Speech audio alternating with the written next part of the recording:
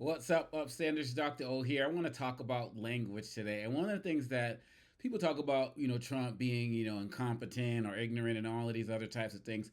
But one of the things that both he and Musk are they're masters of language. They're masters of using language that connotes some form of patriotism, love for America, so on and so forth. You notice every time Musk talks nowadays, he rarely has a sentence that doesn't have either democracy or bureaucracy in it. Like they know that if they continually say something, people are going to actually start to believe it. Look at Trump. It bothers me that before I get into this whole thing about Doge and why it's problematic and why it doesn't exist and why people should stop saying it, just a couple of other things as it relates to vocabulary, right? When you're using the language of your opponent, they're winning. Like we got to understand that. So I don't call the Republicans the right because they're wrong. And every time we say and on the right and the right says this, the extreme right, we're giving them just a small level of credibility. But if enough of us say it enough, subconsciously it just starts to creep in. So I don't call them the right. I'll call them extreme conservatives. If I'm talking about the Republican Party, I'll bring that up, or MAGA Republicans. But that language matters, just like Donald Trump's True Social label matters. Don't call it True Social because he's using it for lies. And some I've seen people say Donald Trump posted, because not a tweet, because it's his platform. Donald Trump posted a truth because his platform's called True Social. Like we have to get smarter about the language, just like they wrap themselves in patriotism and all of that other type of stuff. Little subtle things give these guys more credibility than they deserve, and they know that. Which takes me to Doge, Department of Government Efficiency. The fact of the matter is the department doesn't exist. It's not a real department. So, folks in these media spaces, why are you saying that?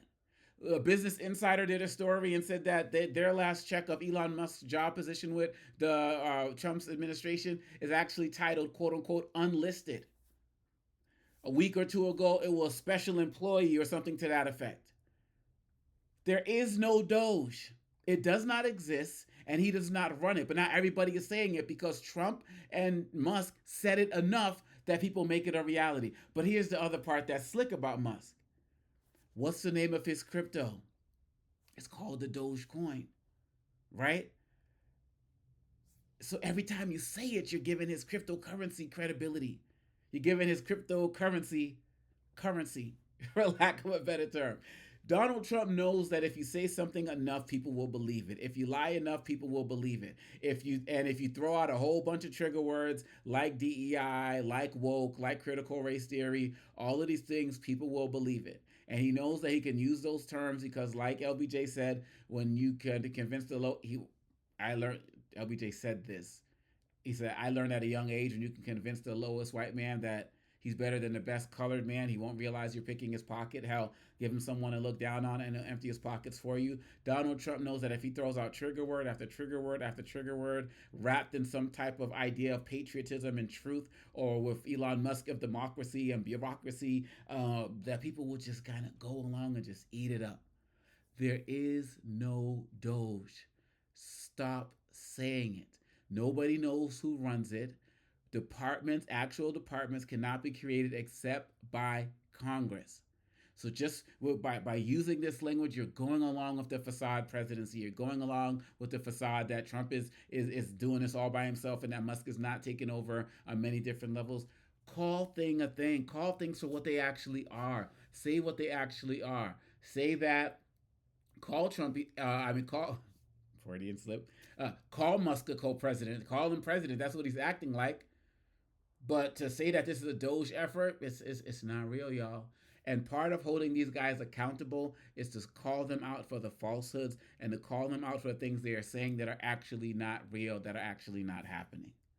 So I'm hoping that folks in these political spaces, people do these media commentaries and all of this other type of stuff. I was on with Clay Kane and he called it Dodge, because people are getting dodged in many different ways. I like that, you know what I'm saying? But this idea of the Doge, no, y'all. The more we start calling a thing, don't call it that. Don't call it truth social, or posting a truth if it's a lie. Stop letting things get cloaked in American patriotism and use our own language to describe what's actually happening. That's going to be part of holding these folks accountable. That's going to be part of getting to the real truth. And that's going to be part of exposing the corruption and the lies and the hustle that's being gained on the American people. Peace.